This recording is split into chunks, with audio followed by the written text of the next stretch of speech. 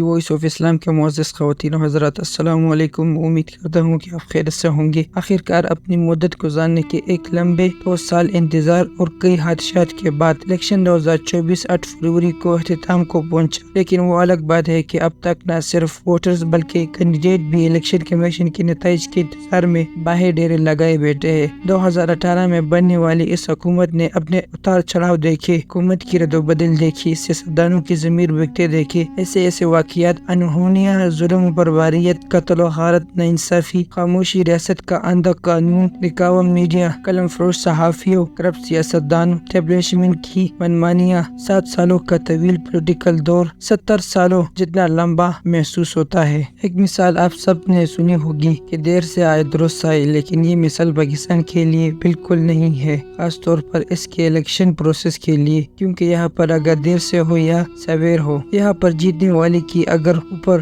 بات ہو چکی ہو تو اس سے نیند کی گولیاں کھا کر سو جانا چاہیے، اور اب بس خواب کے اندر وہ خود کو پرائم منسٹر تصور کرے۔ اس الیکشن 2024 سے پہلے کی صورتحال پر تذکرہ کر کے وقت ضائع کرنے کے بجائے سیدھا موجودہ حالات یعنی مدت کی بات پر آتے ہیں۔ اس الیکشن میں ایک پولیٹیکل پارٹی پاکستان تحریک انصاف کا مقابلہ باقی تمام ملک کی سیاست جماعتوں سے ہے، جوڈیشنری اسٹیبلشمنٹ میڈیا کے ساتھ ہے، اور اس وقت یہ سب مل کر بھی ایک ایسے شخص اور اس کی پارٹی کو نہیں ہٹا سکے جس شخص نے پاکستان کی 75 سال تاریخ کے اندر پہلی بار حقیقی آزادی کا نعرہ لگایا۔ اس شخص نے اپنے لوگوں کو شعور دیا کہ تم ابھی بھی امریکن قانون کے اندر رہتے ہو، نہ کہ پاکستان میں۔ تمہاری غیر موجودگی کے اندر کوئی اور شخص اس بات کو یقینی بناتا ہے کہ امریکنز کے مفادات پر کوئی سمجھوتا نہ ہو۔ اس شخص نے گلی محلے کے اندر رہنے والے سبزی فروش، ایک چائے والے اور ایک امیر ترین تاجر کو یہ شعور دیا کہ تمہارے وسائل کے اندر کمی نہیں ہے، بلکہ یہ اشرفیہ ہے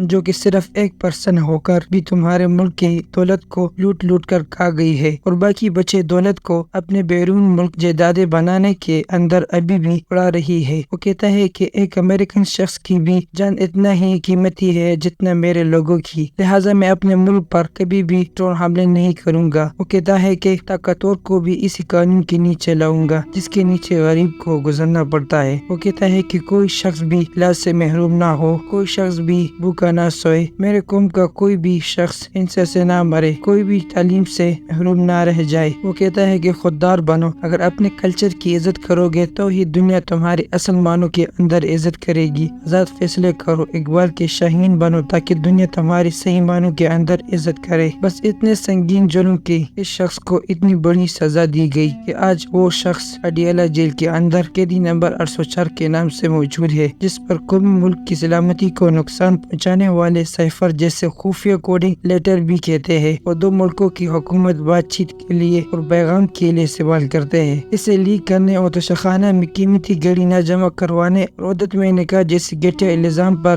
تقریباً 30 سال کی سزا سنا دی گئی ہے، اور اس کی پارٹی کو توڑا گیا، اس کے کارکنوں لیڈروں کو اٹھا کر جیل کے اندر ڈالا گیا، ان سے زبردستی پریس کانفرنس کروائی گئی، ان سے پارٹی کا نشان چھین لیا گیا، اسے گھر والوں کی گرفتاری سے ڈرایا گیا، اسکینڈل بنائے گئے، لیکن وہ کہتا ہے کہ نہ تو میں ڈیل کروں گا نہ باہر بھاگوں گا، کیونکہ میرے لیے غلامی سے بہتر ہے موت۔ میرے قریبی سورسز کے مطابق عمران خان نے خود جیل جانا اس لیے پسند کیا کیونکہ سیکریٹ انفارمیشن تھی کہ ان کی جان کو شدید خطرہ ہے، اگر وہ ان حالات کے اندر جیل نہ جاتے تو شاید ان کو کسی بھی وقت قتل کروا دیا جاتا، جیسے کچھ عرصے پہلے ان کو وزیر آباد کے اندر ایک شوٹر نے قتل کرنے کے لیے فائرنگ کی، لیکن وہ مرجانہ طور پر بچ گئے۔ میں یہ سب کچھ اپنی طرف سے نہیں کہہ رہا، یہ سب گراؤنڈ ریئلٹیز کی بات کر رہا ہوں جن سے آپ ڈینائی نہیں کر سکتے، کیونکہ یہ سب کچھ ریکارڈ پر موجود ہے۔ جبکہ اس کے اپوزٹ سائٹ پر ہم دیکھتے ہیں کہ ملک کو لوٹ کر باہر جائیدادیں بنانے والے آج ملک کے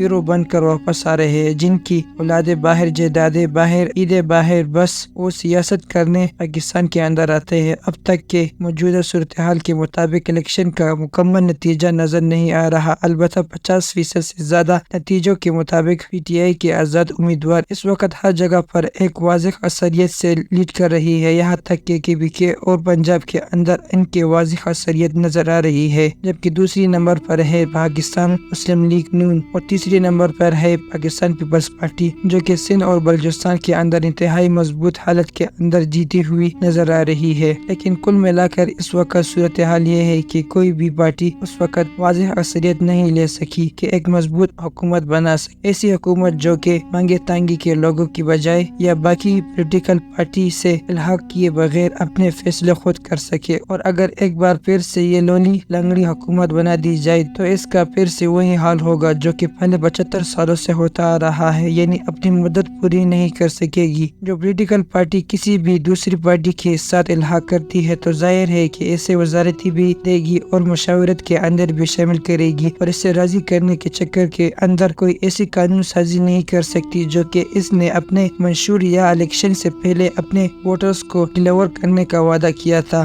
ظاہر سی بات ہے اگر اتنی میجورٹی ملنے کے باوجود بھی اگر یہ پولیٹیکل پارٹی انتہائی کم ہو جائے گی، اگر پی ٹی آئی کی مثالیں لے تو ان کے لیڈر نے اپنی پارٹی کی بنیاد دو پڑوسی سیاست کی پارٹیز یعنی پیپلز پارٹی اور پاکستان مسلم لیگ اور ان کی کرپٹ لیڈرشپ کے خلاف کمپین کر کے شروع کی تھی، تو یہ تو ممکن ہی نہیں ہے کہ ان دونوں میں سے یہ کسی ایک پارٹی کے ساتھ الحاق کر کے فیڈرل کے اندر اپنی حکومت بنانے کا سوچے، ورنہ ان کا اپنا ہی ووٹر ان سے بدظن ہو کر کہے گا کہ اگر ایسا ہی کرنا تھا تو پی ڈی ایم حکومت کے اندر کیا برائی تھی۔ دوسری بات، اگر یہ دونوں پارٹیز یعنی پاکستان پیپلز پارٹی اور مسلم لیگ نون مل کر اگر وفاق کے اندر حکومت بناتی ہے تو پی ٹی آئی اپوزیشنز کے اندر جانا بہتر سمجھے گی، کیونکہ عمران خان پہلے ہی کہہ چکے ہیں کہ مجھے بیکاروں کی حکومت کی کوئی ضرورت نہیں بلکہ خود مختار حکومت اور اس کا مینڈیٹ قبول ہے، ورنہ ایسی حکومت سے نہ ہونا بہتر ہے۔ اب حکومت بنانے کے لیے ان دونوں پارٹیز نے مل کر پی ٹی آئی کے آزاد امیدواروں کے ضمیر کی منڈیاں بھی لگانی ہے، اربوں روپے کے پیسے کے بیگ پہنچانا باقی ہے، جوڑ توڑ شروع ہو گئی ہے اور کئی نامی سیاستدان اپنے ضمیر کا سودا کر کے 5 سال کے لیے اتنا مال کما لیں گے کہ پوری عمر بیٹھ کر کھا لے۔ اگر اسی طرح وفاق کے اندر ان دو پارٹیز کی حکومت بنتی ہے تو یہ انتہائی کمزور حکومت ہوگی یا عالمی اعتماد کو حاصل نہیں کر سکے گی، جس کا مطلب ہے کہ دنیا آپ کے ملک کے اندر پیسہ انویسٹ کرنے سے ڈرے گی، نئے روزگار نہیں آئیں گے، نئی انڈسٹری نہیں لگے گی، آپ کے لوگوں کو کام نہیں ملے گا، اسٹاک مارکیٹ کے اندر گراوٹ آ جائے گی، جس کا سیدھا اثر عام انسانوں کی زندگی پر ہوگا، کیونکہ اس کی وجہ سے مہنگائی کا اس سے بھی بڑا طوفان آئے گا، بجلی مہنگی ہوگی، گیس مہنگی ہوگی، پیٹرول، کھانا پینا سب کچھ مزید مہنگا ہوگا، اور یقین کرے کہ اس مہنگائی نے عوام کی جو کمر توڑی رکھی ہے، اگر اس سے زیادہ مہنگائی ہوتی تو عوام سڑکوں پر نکل آتی ہے تو حالت کسی کے کنٹرول میں نہیں رہے گی۔ پولیٹیکل اسٹیبلٹی کسی بھی ملک کی مضبوطی کی پہلی شرط ہوتی ہے، اور یہ صرف اور صرف آتی ہے صاف اور شفاف الیکشن سے۔ میرے تجزیے کے مطابق اگر موجودہ حالات کے اندر اگر یہ دو پارٹیز حکومت بناتی ہے تو ایسی حکومت مشکل سے مشکل 6 مہینے نکال پائے گی، اور اگر اس کو لمبا کھینچ بھی لیا جائے تو میکسیمم 2 سے 2.5 سال، جو کہ ہمیشہ سے چلتا آ رہا ہے، یعنی ایک بار پھر سے وہی پولیٹیکل اسٹیبلٹی۔ عمران خان کے دور کے اندر الیکشن کے اس پروسیس کو ڈیجیٹلائز کر دیا گیا تھا، غیر ملکیوں کو جو کہ 1 کروڑ کے قریب ہے ووٹ کا حق دیا گیا تھا، لیکن ان سب کو بدل دیا گیا، اور آج 2024 کے اندر صورتحال یہ ہے کہ ہم پچھلے 75 سال کے دور کے اندر جی رہے ہیں، کیونکہ ہر 5 سال کے بعد ہم سٹاف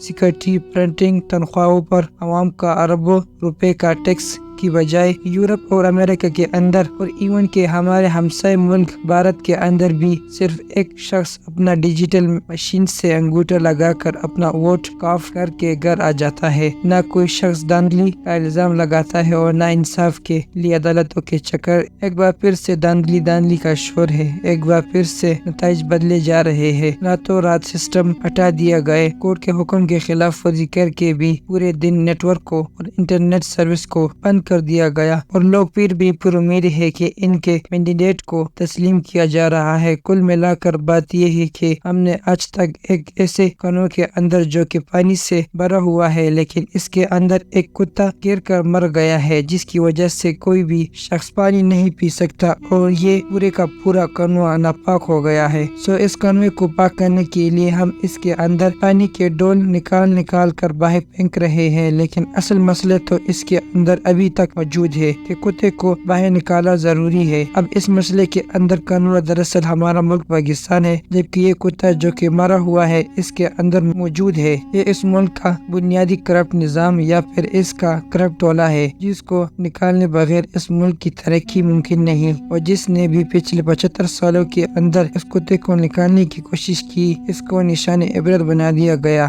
دیکھیے، ہم جب تک اس مسئلے کے جڑ کو نہیں سمجھیں گے، ہم ہمیشہ ٹائم کے ساتھ ساتھ نظام کو نہیں بلکہ چہروں کو بدلتا دیکھیں گے، جو کہ اس بار بھی ہوا ہے۔ تو اب سوال اٹھتا ہے کہ آخر اس کا حل کیا ہے؟ جواب بہت ہی سیدھا ہے، اور اس کا جواب ہے کہ انقلاب۔ میں ایک شعر کے ساتھ اس بات کا جواب دے کر اپنی بات کو ختم کروں گا کہ لگی ہے صدا ایک بار پھر کے سردار بدلے گا، فرعونی سلطنت کا ایک کردار بدلے گا۔ جس قوم کو خود پر جبر سہنے کی عادت